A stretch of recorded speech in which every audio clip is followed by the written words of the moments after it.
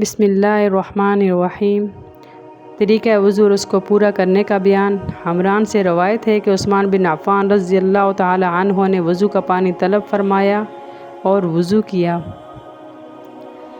پس اپنی دونوں ہتھیلیوں کو 3 بار دھویا، پھر کلی کی اور ناک صاف کیا،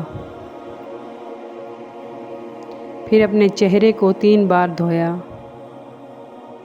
پھر اپنے دائیں ہاتھ کو 3 بار کوہنی تک دھویا، پھر بائیں ہاتھ کو کوہنی تک 3 بار دھویا، پھر اپنے سر کا مسح کیا، پھر اپنے دائیں پاؤں کو ٹخنوں تک 3 بار دھویا، پھر اسی طرح بائیں پاؤں کو دھویا۔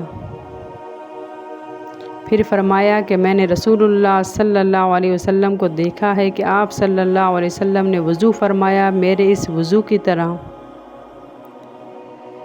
پھر کھڑا ہوا اور 2 رکعتیں پڑھی، اس طرح کہ ان میں اپنے دل کی باتیں نہ کرے تو اس کے گزشتہ تمام گناہ معاف کر دیے جائیں گے۔ ابن شہاب نے کہا ہے کہ ہمارے علماء کہتے ہیں کہ یہ وضو نماز کے لیے سب سے کامل ترین وضو ہے۔ سبحان اللہ۔